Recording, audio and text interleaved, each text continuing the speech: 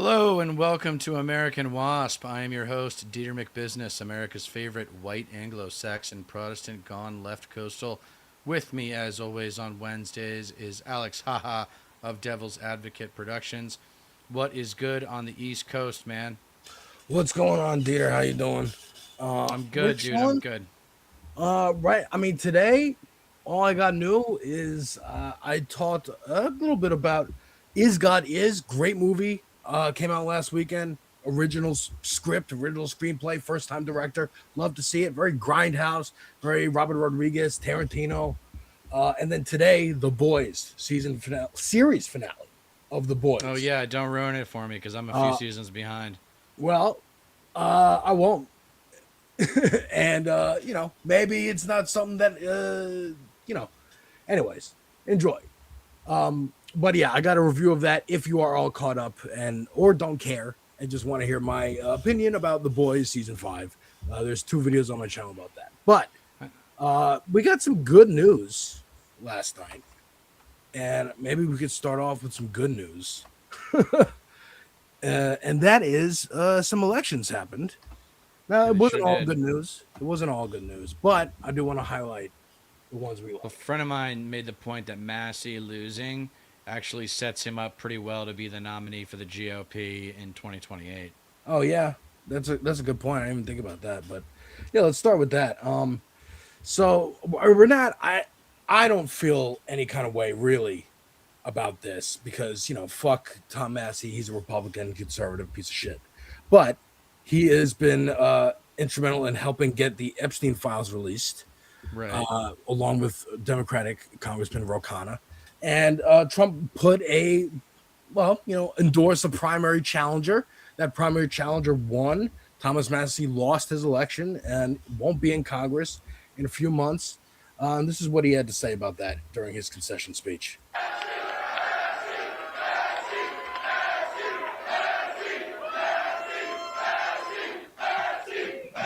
All right. Listen, I would have come out sooner, but I had to call my opponent and concede, and it took a while to find Ed Galrine in Tel Aviv.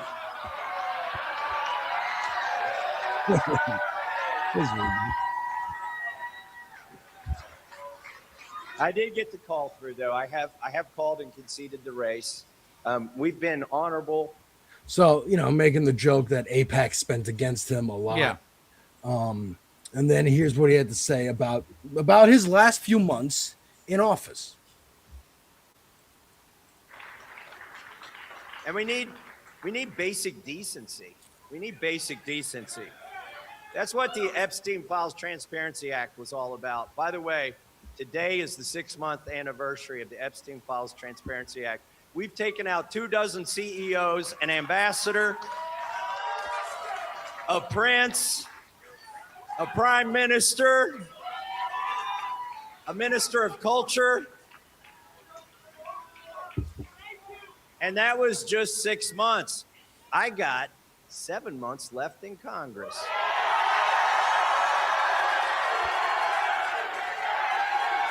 That's what I'm talking about. That's what I'm talking about. All right. Now, I wanted to frame this section around like wins. Let's point out Chris Rabb in Pennsylvania Yeah. won. That's good news for us as progressives fighting against the establishment and the right wing at the same time. They told me this wasn't possible. That's what they said. I,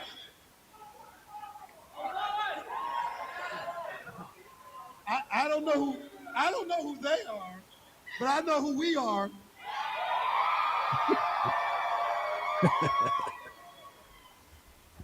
I'm looking at we the people.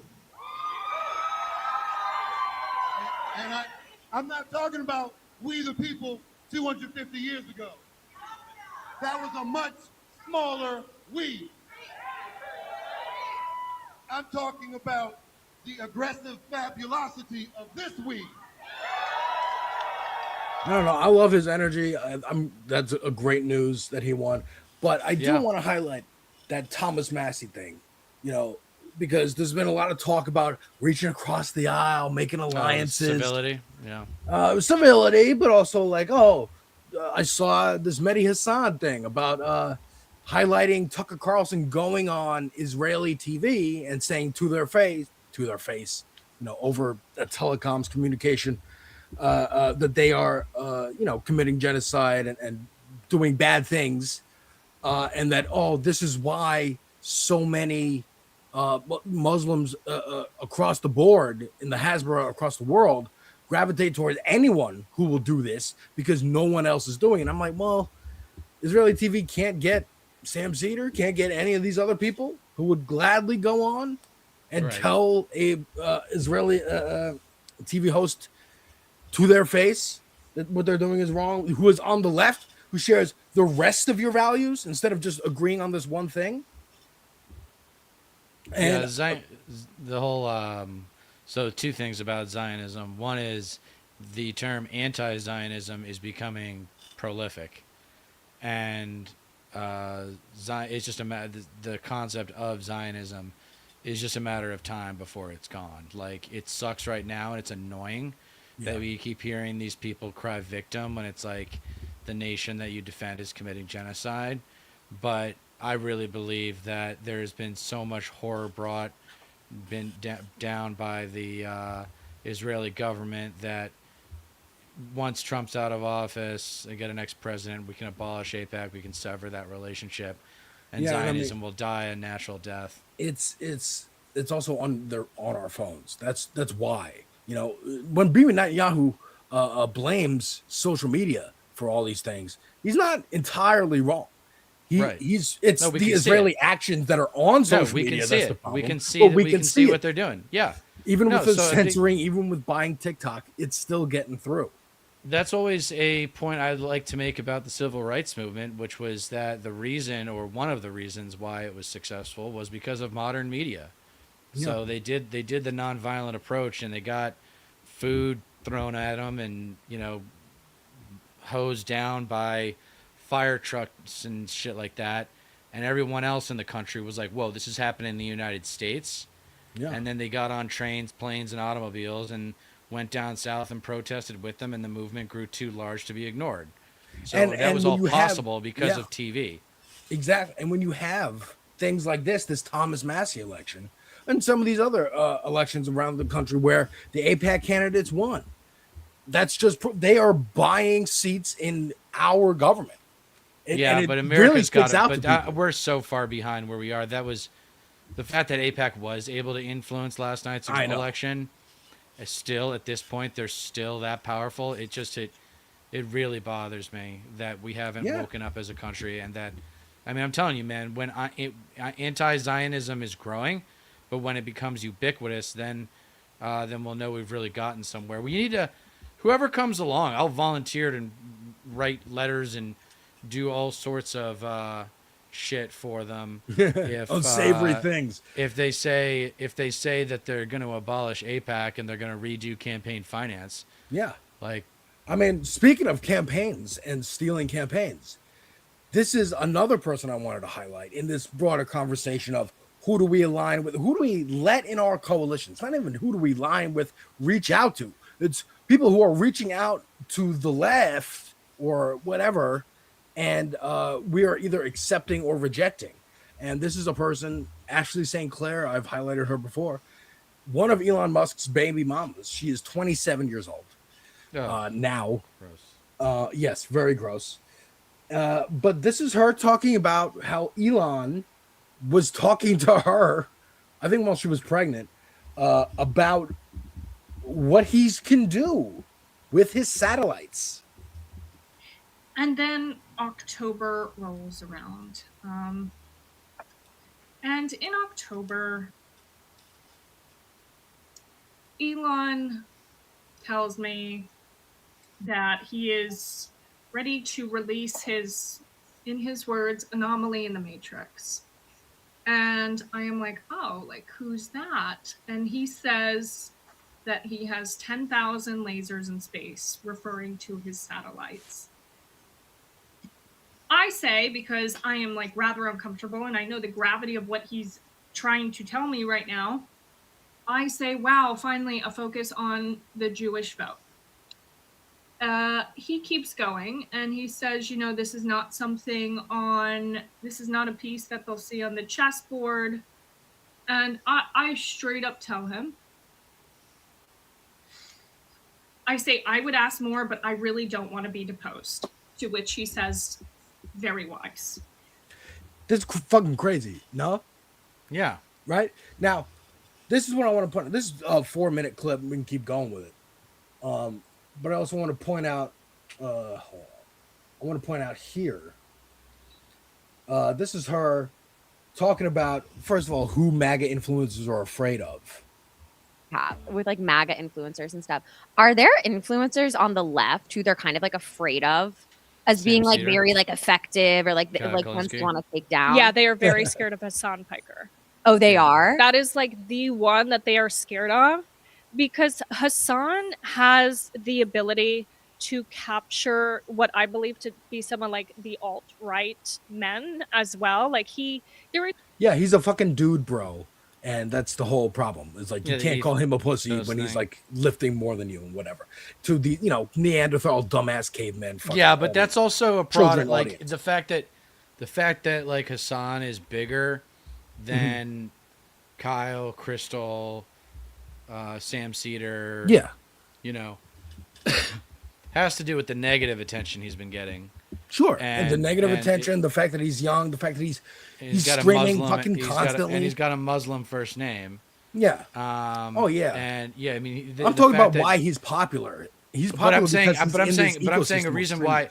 But what puts him over the top of those other names? Like Sam Cedar's the best lefty debater I think there is. Right. So it's like that's who they should be afraid of. Hassan's a good debater, but he's more of kind of like a monologuer, commentator, whatever.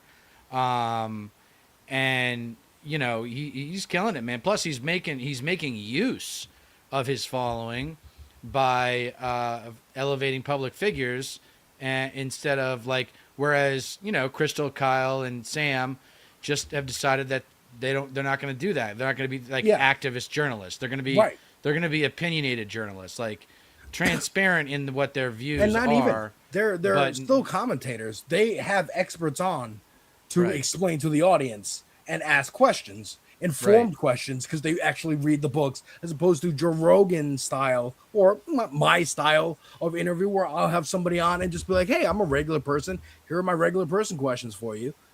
That's it. I might do a little bit of research to somebody and whatever, but I'm mostly asking somebody on, like Lindsey Boylan or Ben Dixon or whatever, to just like, hey, let me pick your brain about like why you do what you do, and just do a podcast kind of interview. When Sam Cedar, Emma Vigeland, Crystal Ball, Kyle Kalinske, they're more journalists, right? I mean, and then you go even further on the spectrum, I guess, from entertainer to journalist, because this is where we are as a fucking country in 2026. You got your Ryan Grimms, you got your drop sites, your Mehdi Hassans, who are mixed in the world of like celebrity and whatever, but are more solidly in the journalist camp. But my point with all of this is to just point out, like, Thomas Massie and Ashley St. Clair. Thomas Massie is a congressman who is not resigning. He ran again for re-election, lost, but has 7 months, and he's like, I'm going to use my 7 months wisely at voting on bills. Another Republican congressman, Bill Cassidy, I think lost a primary election or decided to resign and whatever, but is using the rest of his time. He switched his vote on like funding the Iran war. Yeah. And what? So like, these are people who are cynically, because Trump hurt their feelings personally, whatever it is. Well, they also see the writing on the wall. They see what's coming down the pipe. And going like, let's try to mitigate some of this damage. Yes. To one, my career and save my their own reputation, but also constituents, I guess, who might be mad at me, try to hunt me down because they have nothing left to lose. And then, Ashley St. Clair, who knows? She's a commentator. She's just like, hey, let me actually expose the dirty, dark secrets that they'll never fucking admit to themselves. Right? Like, I'm gonna tell you, fucking Elon's actually trying to steal this fucking election with satellites. Fucking they're actually they have group chats where they organize what we're going to talk about today. We're talking about Mr. Potato Head. We're talking about the green M&M. We're talking about DEI in schools or fucking Somali fucking daycare fraud or whatever. That's what we're talking about today. We're all coordinated with it. This like fractionalization is, they're all trying to, like you said, save their fucking own ass. So this Marjorie Taylor Greene, like, sacrificed her career. No, she fucking didn't. She fucking resigned. There was no other options. Yeah. Right. There were no other options. She could have said that. If she could have said that if she lost re-election, but right. No, she's decided to leave, which is the coward's way out, because now she's probably just going to go be a Fox News commentator. You know, she's got the look for it. Exactly. True. And Tucker Carlson, what is Tucker doing? Is Tucker exposing the dirty secrets of the right wing and trying to, like, take it down? No, he's trying Tucker and Megan, Tucker Carlson and like Megyn Kelly, Matt Walsh, Ben Shapiro. It's going to be interesting to see how relevant they are when the dust settles, because Ben Shapiro's they're feeling it, especially Ben Shapiro, and it's good. I thought those guys would go down in a blaze of glory, but maybe it's fate that they just kind of wither away over time. I would hope so. I want them all to have the Bill O'Reilly fucking treatment. Like, hell, I talked about The Boys today. I will not spoil it, but it does, just because it's the end of a series, it makes me go think about other ends of series. I just recently finished watching, over the last 4 years, Star Trek: The Next Generation. Oh, and nice. That was the ending, and the ending I thought was a great one. Great episode. Great ties ending. The whole series together. Great ending. Yeah. There was a weird little triangle. Q was a brilliant character. Yeah, Q was a lot of fun. Brilliant character. Just like Mr. Mixie Spitalik from Superman comics, if you know what I'm talking about. But great ending. Great button on that show. I started watching DS9. I'm excited. But the point is, some shows like Game of Thrones, like Stranger Things just had its big finale in January, like on New Year's. And is anybody still talking about it? They have the spin-offs on Netflix now. The cartoon series and the prequel series is coming soon and whatever. But is anyone excited? Is there still an audience for it? No. That's what I mean. Like, when Tucker got fired from Fox, I don't see Fox clips circulating that much anymore. I don't see Tucker clips. I mean, I see Tucker clips circulating more than Fox clips. Well, who does Fox really have still? Like who Jesse do they Waters, fucking have? Jesse Waters and Sean Hannity and Natalie Ingram, and that's really it. Laura Ingram, Natalie Ingram. I don't know who Natalie Ingram is, but speaking of Sean Hannity and just like the right wing in general, I recommend everyone watch the Ryan Grimm, Sam Cedar conversation debate about either welcoming in Marjorie Taylor Greene or not or whatever. I take more Sam Cedar's side on that and being like, fuck that. You got to prove, like, if you're Ashley St. Clair, if you're Thomas Massey, you're using whatever smidgen of power you have to dismantle this shit. I mean, Thomas Massey's not even doing that, really. Right. He's not trying to dismantle the whole Republican Party and be like, by the way, guys, he's just trying this is all bullshit.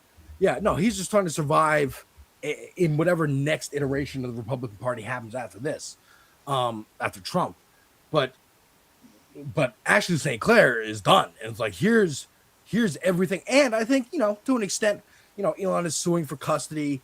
This is also saving her ass, trying to cover her ass, be public and like, hey, I'm out here, I'm alive, I'm not suicidal, that kind of stuff. I'm just watching Pep Talk about Joe Rogan and Theo Vaughn and how as soon as Theo Vaughn started talking about Israel, Rogan started being like, dude, you're crazy. Stop even bringing that up. And then started saying he was suicidal the next episode. Yeah, I mentioned. Yeah, I saw that. So the thing that I'm realizing, the Hassan thing, the next step for Hassan, like the next big challenge, I don't want to say hurdle, but the next big opportunity that he should get at this point is Rogan. Rogan should have Hassan on and go 3 hours with the guy, and Hassan would probably be nice. Like, I would want to, if I did Rogan right now or any point in the future, I would go after him personally, because he has not taken his position in American culture seriously. He just wants to be everybody's buddy. If I sat down with Colbert or Jon Stewart, I would do the same. At some point, you got to stand for something, man. And when you bring in Trump after he had such a miserable first term, and you act as if that didn't happen, you act as if Project 2025 didn't exist, and maybe you were too ignorant to know. But that's your dereliction of duty when you become as rich and famous as you are, and you have people's ear. I mean, Gen Z people still listen to him. It's true.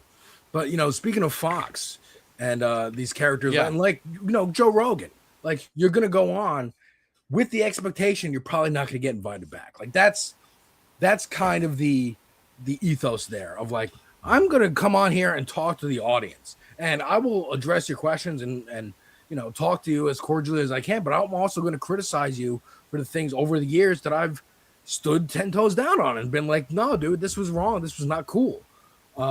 This is how you go on one of their shows. That was another point in that Sam Cedar, Ryan Grimm conversation. Having them on your show versus you going on their show. Right. It's a different dynamic.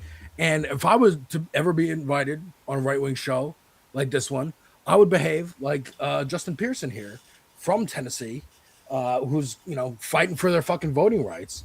And this is his appearance. Check this out. Question why?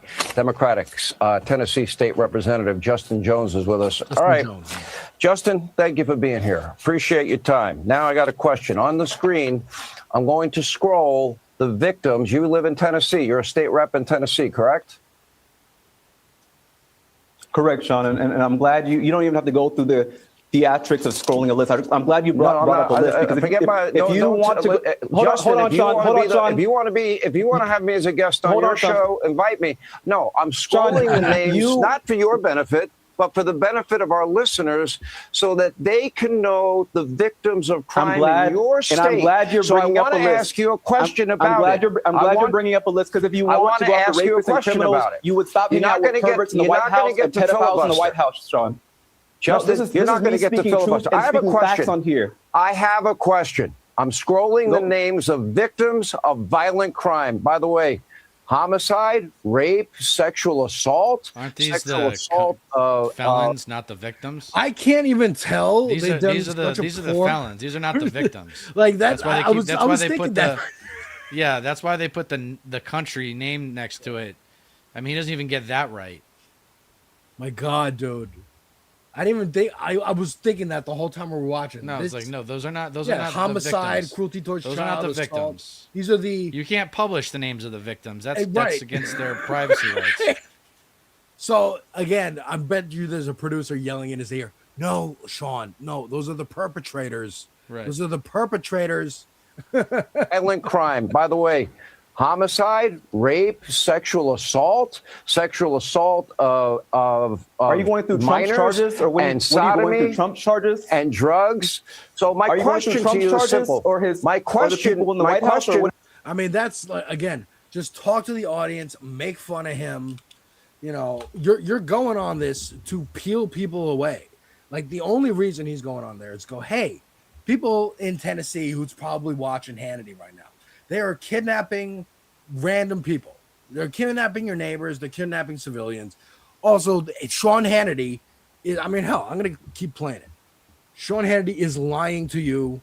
What are we talking about? He's hanging out in the White House with these pedophile Epstein criminals. My question is, if you'll pay attention long enough to listen, my question is simple. Can you name any of the victims of violent crime by illegals in your state? And have you ever called any of them? To your viewers, answer the question. He wants you to be afraid. He wants you to be fearful of your immigrant neighbors. because he wants to protect the Can you name one victim of violent crime in your state? Crime. He hangs out with pedophiles and criminals in Mar-a-Lago. He does not care about going after rapists. He cares about keeping you fearful, to control you, because he wants to distract you from the real enemy, which are the corporate CEOs who are screwing you over. Okay. He does not care. Did you got your little talking point out? You feel good about yourself? This is not MSDNC. But again, I mean, that's what you're going to get. That's why you're going to get with Sean Hannity. Because plus, Sean that's a minority. Dude, you have no chance with Sean Hannity as a minority or a woman. No way. The only way, or Tucker Carlson or any of them. The only people that can break through on Fox News are straight white guys or white women, maybe. But it's just the audience is so fucking racist. There are church-going conservative fucking black people, Hispanic people, but people the of color percentages who are watching Fox News. The Fox News, for sure. But like I'm saying, in his district, I'm guessing there's a reason why he chose to go on Sean Hannity or go on Fox News at all. And it's because he's like, well, a lot of people in my district are watching this. I need to cut through somehow on something. And he's getting a viral moment that's going to be played and blah, blah, blah. And just how he dunks on Sean. That's the clip. What are you reading a list of Trump's charges? What are you doing? Like, that's all he needed to do when he went on there. And that's my point, is these right-wingers are only useful as right-wingers. Don't try to whitewash them and make them seem like, oh, they're okay. They're welcome in the tent. They're Bill Kristol. They're fucking Nicole Wallace. They're Jennifer Rubin. These fucking motherfuckers who lied us into Iraq and Afghanistan in the fucking first place. The war on fucking drugs, fucking the crime bill, like all these. Joe Scarborough was in Congress in the fucking 90s under Newt Gingrich as a fucking Republican. Now he's fucking mornings on MSDNC. Fuck that shit. Fuck that shit. They are like, look at them all sideways. Like, what are you trying to do to the party? You're trying to make it the party of fucking Reagan. And I'm going to get there in a second about what Zoran Mamdani had to say about that. It's in here. Hold on one second. Yeah, I think you just keep going with the next spot. I mean, so speaking of Tennessee and what's going on, obviously ICE is wreaking havoc across the country. And, they are going to show up at polling places. The elections are going to be fucking scary this year. But in places like Alabama and the South, who have fucking been through this, not even more than a generation ago. Like, there are people who marched then who are out marching again because it didn't take. The fucking equality did not take in this country. No, and they are marching in Alabama, in Selma. Let me turn off the music. Because we love music, but it's copyrighted on YouTube. So again, a lot of marching going on. Marching in Alabama and Selma. I got some of the speeches. This is AOC. Talk about all roads lead to the South. Yeah, she's calling on the North to get more active. I love it. It. It's good. Why? Because Because Democrats have abandoned these states. Yeah, we need to bring back civil rights culture for sure. Civil rights culture, but also like fucking get organized, Democrats in fucking Alabama, in Georgia, in Louisiana, because there are constituencies for these policies. It is time. Who cares if you call yourself a Democrat or not? It's these policies. Well, I think it's generational. I think Gen Z and Millennials. Definitely. I think Gen Z and Millennials are willing to switch teams, but older than that, they're kind of pot committed. Sure. For the North to pull up to the South. It is time for New York to pull up to Alabama. It is time for all of us to come to Georgia, to Louisiana, to Tennessee, to Mississippi, and let them know exactly what they have uncorked with this injustice. They think they can draw us out of power. They do not know the sleeping giant that they just awakened. Because it is not a coincidence, and our whole country must understand that it was not until voting rights were ratified in this country that we got the Great Society. Because when Black Americans have the right to vote and that vote is protected, our schools get funded. When voting rights are protected, healthcare gets expanded.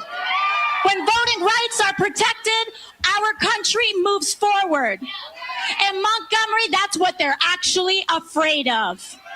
They're afraid of us coming together. They're afraid of us protecting one another. Alabama is the crucible. Georgia is the crucible. Tennessee, Louisiana, Mississippi is the crucible. So if you are not from here, it is time to pull up. Because what they thought was the final blow is actually just the opening silo. I mean, again, good inspiration. Yeah, We're hyped. Better. We're coming down there. New York is coming to Alabama, brother. We're coming to liberate y'all from the red wall that's been established. I mean, the Democrats abandoned it. They abandoned it after 2000 because they're like, well, Florida's red now, so fuck it. Like, because Florida was purple. People forget Florida was purple until 2000, and then they made it the narrative, the media narrative. So it's red now. That's it. The southern states that you really have a chance at are Georgia, first and foremost. And then you actually have a chance at Tennessee because Tennessee has more academic institutions in it than any other southern state. Mm-hmm. Nashville is the Athens of the South. And then obviously, I don't really consider North Carolina part of the South, but that is an easier one than Tennessee. Yeah, sure, North Carolina. So I would say those three. But the big enchilada, dude, the big signpost to see that things have really changed in America is if Texas goes blue in 2028. That's going to be the big thing for me. Yeah, that'd be I crazy. think because even if Tellerico doesn't do it this time, like doesn't win the Senate, like there's actually quite a few academic institutions in Texas, like we've talked about before, and there's a lot of major metro areas. Texas isn't just one big fucking wheat field. Like it's there's a lot of there's like 5 major cities in Texas, and more than that, and so. There's, no goddamn way. I've driven through it a few times. But thank you, Tree Hugger for Peace. As always, your presence is a gift. But, yeah, that would be the big enchilada for me in 2028. But I don't know if you want to do any horse racing in 2028. I will say I'm not backing down from my opinion that AOC should go for the Senate and not POTUS. Mm-hmm. I think it's a bird in hand versus 2 in the bush situation. She has already proven to be a good creature of Capitol Hill. Oh, hold on. I'm inclined to agree, but I need another name. Well, okay. So that's actually the problem is you're working backwards from like we need someone, and she's got the biggest profile. So that's not the way to think about it, because there's only been one president that's ever come directly from the House of Representatives to the White House. That was James Garfield back in like the 1850 something. Oh, word. Okay. And he got killed. Check out the show Death by Lightning, folks. It is a great show about James Garfield. Oh, amazing. So that is problematic. But I'm just thinking about it from her perspective and who she is and the kind of communicator that she is. The kind of leader that she aspires to be, and fit. Okay? Yeah. Like, think about it. She's already been doing Capitol Hill for a few cycles now. This would be an upgrade. This would be a graduation of sorts. It's a sure thing. Okay? She would have job security. She could be there for 3 terms and still run for president. But the point is that she would serve the cause. Like, I know it's like a little bit of a, I don't know if it's pretentious or arrogant for me to think that I can evaluate talent with this degree of certainty, but I'm just telling you that she's not cut out for the White House. Not yet. She might be someday, but she's just not ready. I understand. I think it would be a mistake, and I think it would be a mistake. Plus, dude, I think she, like I said, like I don't necessarily want her to be in the White House. Like I think she could be a staple. She could be the Nancy Pelosi for the next generation. I'd be happy. I'd be thrilled. Or Chuck Schumer. Or Chuck Schumer, whatever. Someone who fucking sticks around and is fucking guiding shit. Yes, I would love her to be the center or the obstacle to fight Majority against. Yeah, I would love that, but I just don't.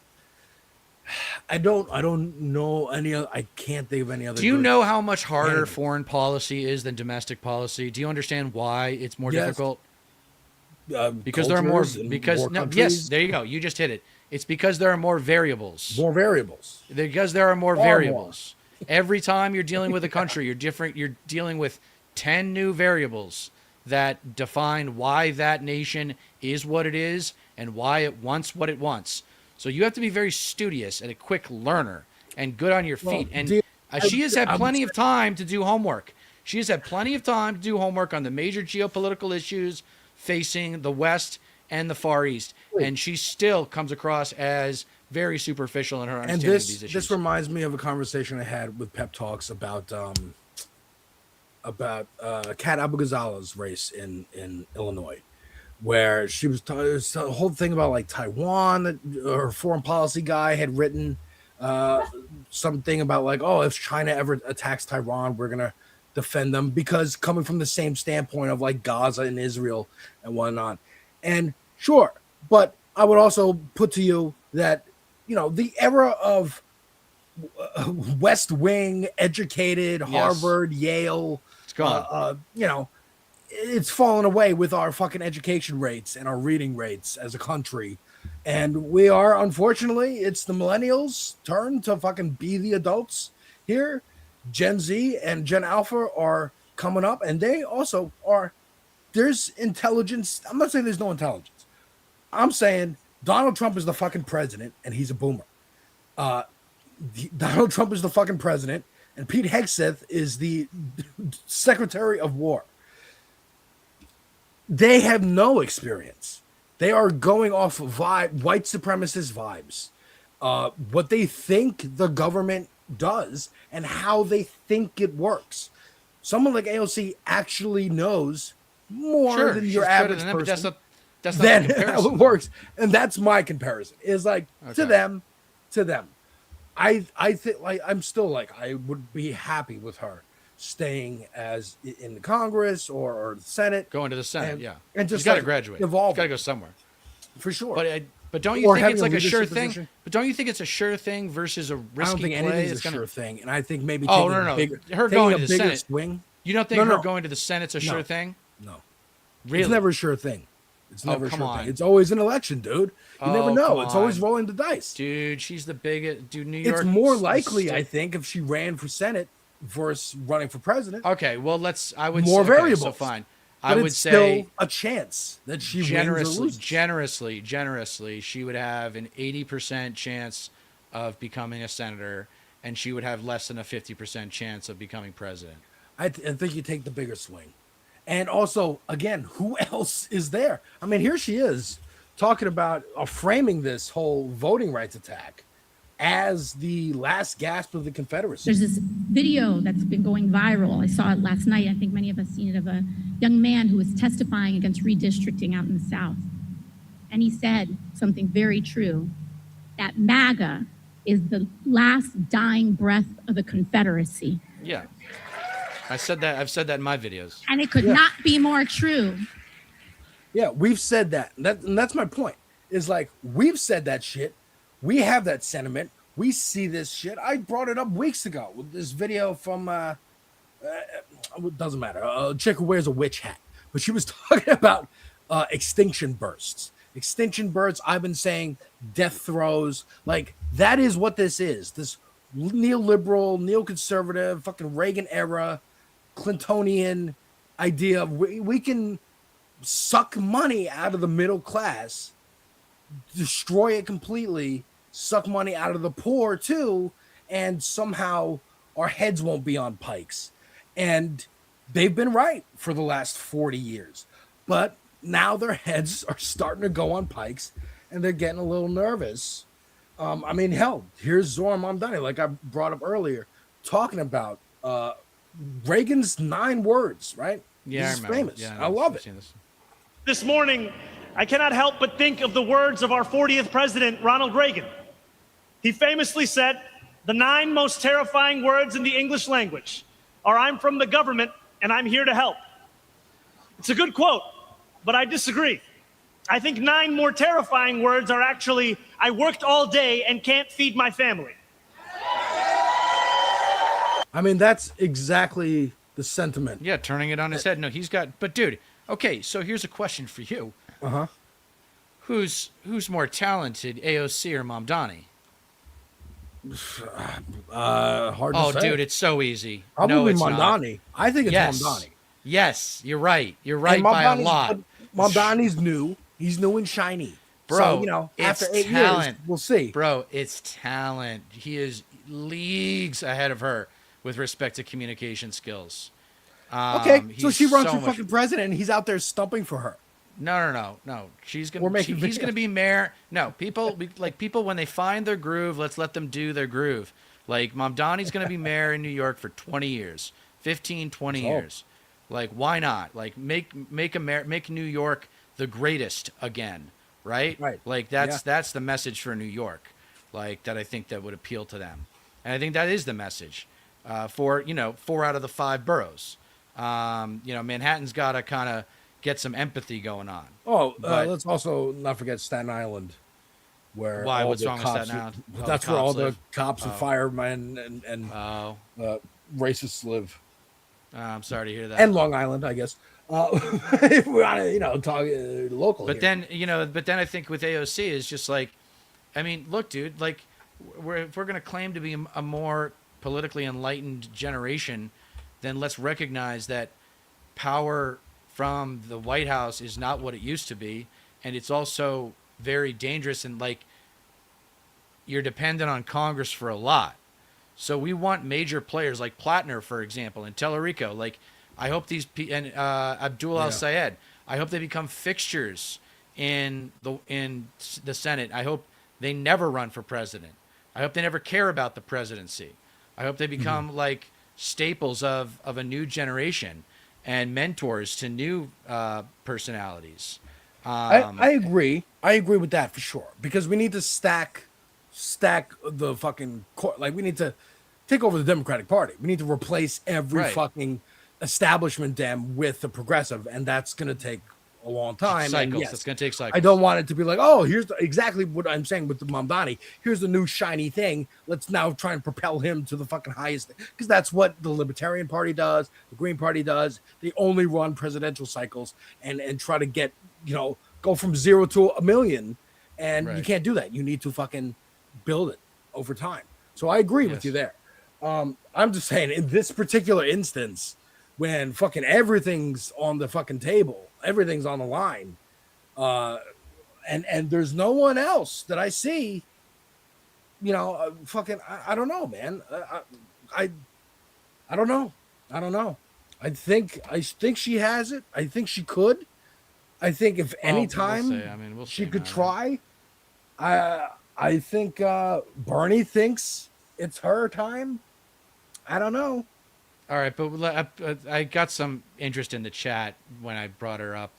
Tree Hugger for Peace agrees with me. She thinks Mamdani's way more talented. I think if you're going to be Bernie's heir, you don't need to be as intelligent as Bernie, but you need to be close. And AOC is not close.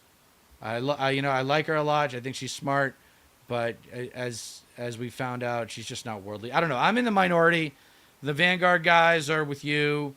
Like, a lot of people in our space are psyched about her, but I do think it comes from a place of like, well, she's the best we got, and she's the biggest profile. I mean, she's the biggest profile. And I'm not even like really disagreeing with you. I'm like, yeah, I would rather her go after a safer thing like Chuck Schumer. I do think it's a safer option, even though it's still a risk and could backfire.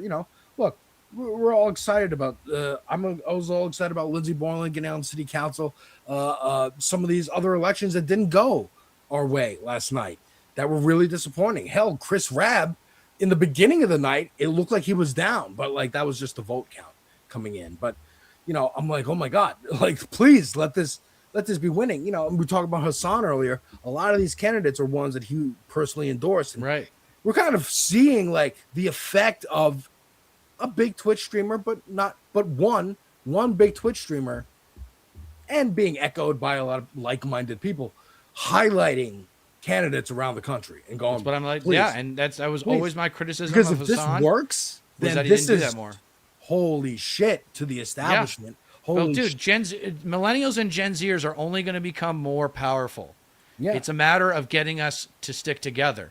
And the dynamic that I'm trying to sell, and I don't know, how old are you? Are you 30 yet? How sweet, sir. I'm not going to say my exact age online, but how sweet that you think I'm not even not even 30 yet. That's adorable.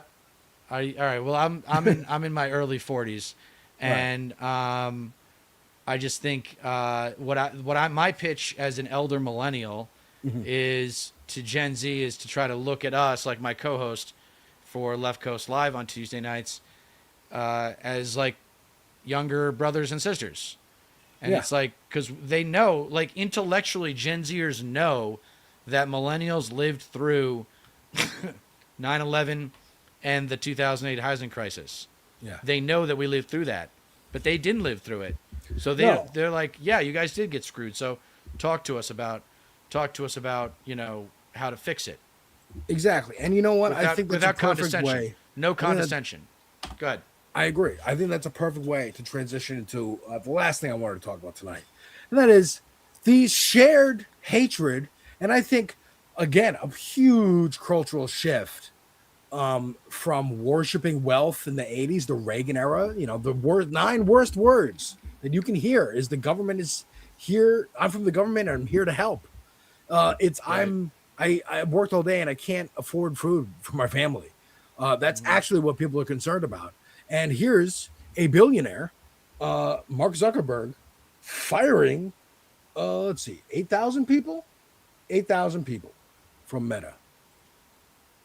I want to say, up front, fucking with their livelihood, that I take full responsibility for this decision. I'm the founder and CEO. I'm responsible for the health of our company, for our direction, and for deciding how we execute that, including things like this. And this was ultimately my call, and it was one of the hardest calls that I've had to make in the 18 years of running the company. And a lot of why it's hard is, obviously it has a big impact on your lives. But also, for our mission, we're losing people who you've really put your heart and soul into this place, and each of you is talented and passionate, and each of you has played a role in making Meta the success that it is. And me, a billionaire, and now I'm firing all of you, and I'm going to take the money, and you can go. Good luck trying to find a job in this fucking economy. Google is also firing people. Let's also take a look-see here at the leaked audio from Meta all hands ahead of the layoffs, where they said, told Meta employees their devices are being tracked to train AI models and will continue to be tracked even after being fired. So you're still working for us, technically, because we are learning from your devices. Wow. But also go fuck yourselves, find another job. Now, I would suggest, again, I would suggest looking towards this. And you may think this is disconnected, but this is Todd Blanche in front of a congressional committee talking about Ghislaine Maxwell and why she was transferred. And he's denying it. A travesty of the law in the United States and the Constitution. You had an opportunity to go down and talk to Ghislaine Maxwell. And then a few days later, she was transferred from a high security prison to a very comfortable. That's very comfortable. It's just not true. She was not in a high security prison. She was transferred from a low security prison to a low security prison. Look. You're looking at me like that's verifiable. So this whole Epstein thing, the whole billionaires thing, again, it's getting to be to the point where the last couple of weeks, Jay-Z's coming out and having interviews and whatnot. It's ahead of this like big festival that he's doing that's like anniversaries of his albums. But he's a billionaire, and he's also talking about, oh, you know, I didn't screw anybody over on my way to the top. We got Mark Zuckerberg here firing people. Oh, it's the hardest decision I ever had to make in the 18 years of running fucking Facebook, a goddamn website where you rate chicks and how hot you think they are before you go to college. That is what he created it as. And here's Jeff Bezos doing a very rare, you know, interview where he's talking about taxes and maybe, oh, these tax proposals are, you know, they sound good, but I don't know if they'd actually work. We'll talk about, you know, making the tax system more progressive. How about we start by having the nurse and queens not pay taxes? Why is somebody at all? Why is a nurse in Queens who makes $75,000 a year paying more than $1,000 a month in taxes? That's $1,000 a month that could help with rent or groceries or anything. And wow, so, Jeff, you're blowing our fucking mind here, bro. That all adds up to the bottom half of income earners in this country pay only 3% of the taxes. Right, so it doesn't make that much of a difference. We can find 3%. So we don't have, it's a small amount of money for the government, you know that. And really, the more I thought about it, to me, it's kind of absurd that we're doing this. You know, we shouldn't be asking this nurse in Queens to send money to Washington. They should be sending her. So that's the first step. Yeah, bring it back to us. So So that's the first step in the analysis of like, yeah, relieving pressure for the people who already have to pay taxes that shouldn't. That's step number one. But then you have to raise tax revenue. People say, oh, the conservatives, neocons always talk about, oh, to balance the budget, you got to cut spending. Well, it's like, no, we got to raise tax revenue too. You got to do both. And it's not cutting spending, it's making government more efficient. So if we're not spending money in the right spaces, then we should be reallocating it. Governments go through that shit all the time. Some are better than others. Yeah, I mean, he thinks it's the actual government, the ass tree hugger for peace. And also, let me just put on my Luigi hat for no reason at all. But also, I wanted to ask you this, because I saw this piece of the interview. And I think that Jeff Bezos poses a good question. That I think this is in response to AOC saying billionaires did not earn $1 billion. No one earns $1 billion. It's impossible. You've ripped off people. And again, I'll point to Jay-Z coming out doing interviews. Dave Chappelle's not a billionaire, but he makes a lot of money coming out trying to kind of pull away from MAGA. I've talked yesterday all about comedians, entertainers trying to pull away from their support of Donald Trump. Hell, Congress people, Marjorie Taylor Greene, Thomas Massey, in different ways. You know, she resigned. She's running to be a podcaster, whatever. Thomas Massey actually using his power to stick a fucking thumb in the eye of Donald Trump on his way out. Bill Cassidy doing the same thing.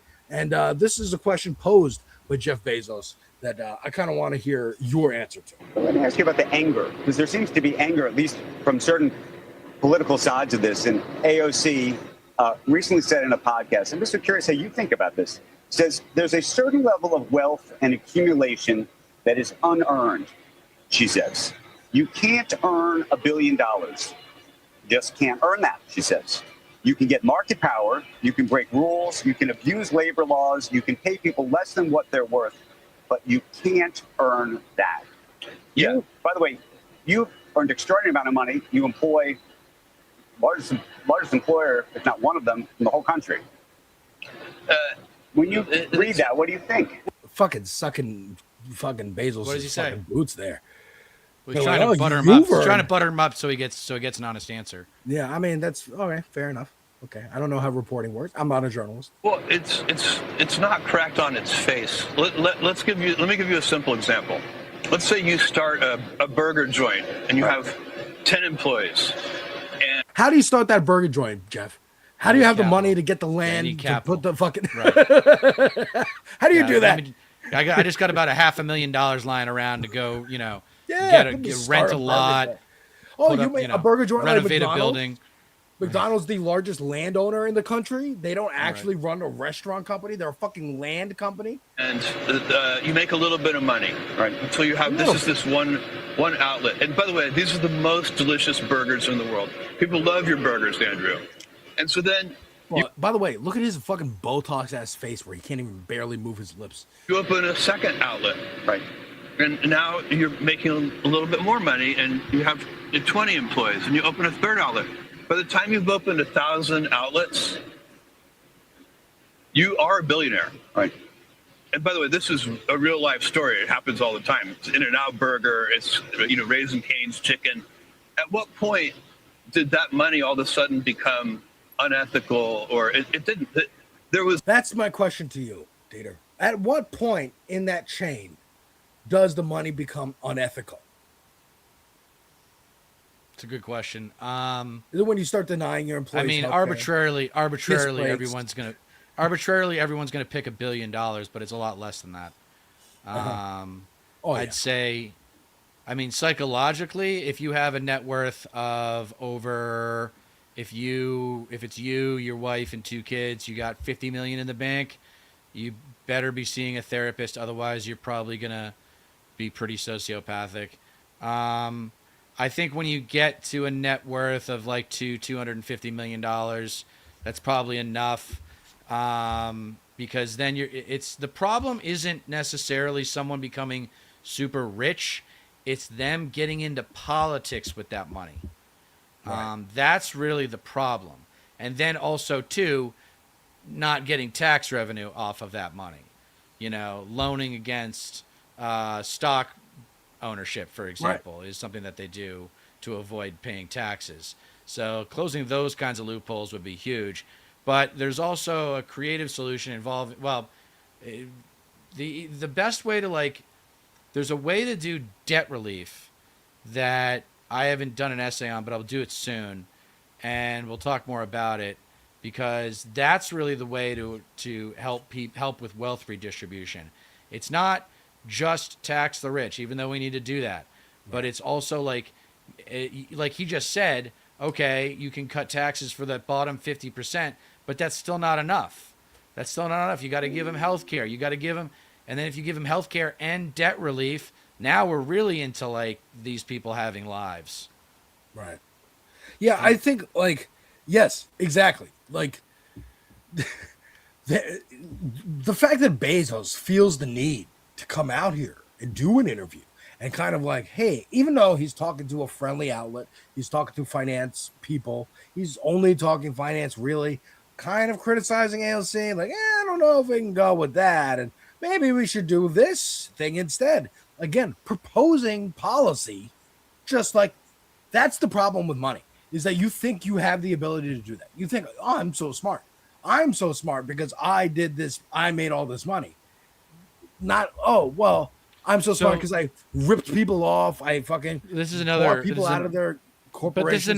But even more than that, it's even just before you get into those details about the nefarious nature of capital, even before that, you got to think about there's a saying on Wall Street, your toughest million is your first million.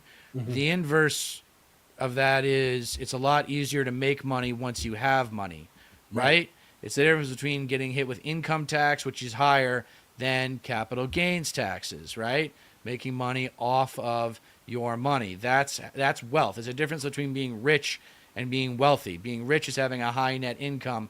Being wealthy is no matter what your work status, you're making money every year because your wealth is growing ahead of your expense rate. I think they are. I think they know that the education system of this country is no good, that people don't fucking read, that people are watching the slop mostly that they're putting out and creating, and that they can't fucking tell the difference, and that they are associating most people with who are wealthy or rich or very, very rich. The delineations don't really make that much of a difference to someone who is looking to cleanse the earth of evil reptile Epstein people. And that's the slurry that they're in right now. I mean, this is the last thing I'll play is Bezos talking about Trump and being like, oh, he's mature. Curious now, here we are. Yeah, I still think that. 2 years later, we've had lots of we have wars and tariffs and all sorts of things that have happened since then. What do you think? I think he has. I mean, I'm comparing him to his first term. Yeah.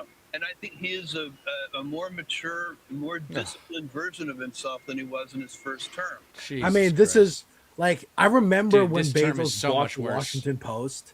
Yeah, it's so much worse. I remember when Bezos bought the Washington Post and no one was making noise about it. No one on the left or Right. people on the left were, right? But we weren't heard. It was no one in the mainstream, no one liberals. They keep reporting on the Washington Post like it's a fucking reputable source, not like it's owned by Elon Musk or Alex Jones or a lunatic. And that's what's happening. And that's what I think people are like, oh, let's just, and again, we have phones now. Just like we were talking about in the beginning of the show, I am so good at tying it on in. Just like Israel, we could see it on the fucking phones. Now we can just look up, oh, Bezos owns the Washington Post. Larry Ellison owns Paramount and Warner Brothers and TikTok. Yeah, that's got to change. Yeah, and hey, maybe Amazon is only a film company. That's it. Everything else that you do, cloud services and fucking No, yeah, that's the a big government. argument is to break it up, break up conglomerates. You're breaking up. We're breaking up. You can only be one movie studio. You can't be Paramount and Warner Brothers. Fuck off. Fuck off. And again, I'm wearing this Luigi hat for no reason in particular. But when we're talking about billionaires and these taxes, I think Rokana's terminology of an anti-guillotine tax is pretty apt. I think that's the reason they're fucking coming out here and going like, here's ideas. I'm throwing out ideas because they're fucking nervous. There's I highlighted it a week or two ago. There was this More Perfect Union video or like a Now This, one of these lefty outlets talking to a millionaire from the Upper West Side of Manhattan, here in Manhattan, who has a shirt that's like, I'm rich, tax me. The Oklahoma ladies, I've had it ladies, they have the shirts, I'm rich, tax me. Rich people are going, please tax us because, oh my God, I don't want my fucking house broken into because they understand the economic conditions that lead to crime, that lead to fucking people being desperate enough to, hey, there's a mansion, I'm going to fucking break in. Or there's a nice looking house, I'm going to break in. There's a nice looking car, I'm going to break in because I need to fucking feed my baby. I need to feed my fucking family. The fucking Reagan era, the Clinton era, it is dying. It's in its death throes. The Confederacy is over. It's dying. Well, I think the Confederacy lives, and we got to conquer it, and that's why you need to. You can get a lot of people on board with that message. It's dangerous in its death throes. It's dangerous. That's why we got to fucking put it down. All right. Well, thank you for once again joining me, Alex. Sure. And thank you guys all for watching. We remind you every time that you don't get change in America by asking nicely. Please check out my channel and my essays to learn why. Indeed. Take care, folks. Check out the boy.